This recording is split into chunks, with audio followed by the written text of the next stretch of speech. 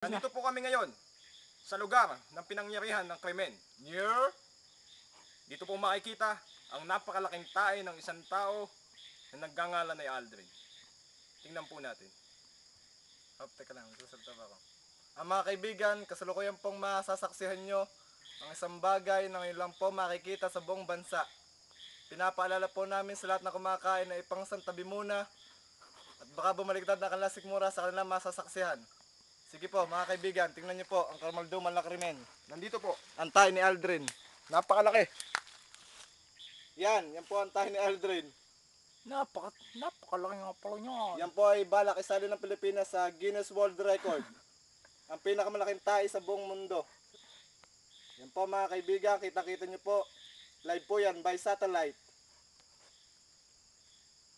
Yay! Nyak muna.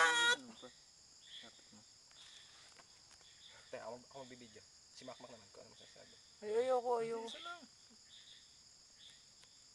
Baka mapadaitin na diyan. Okay.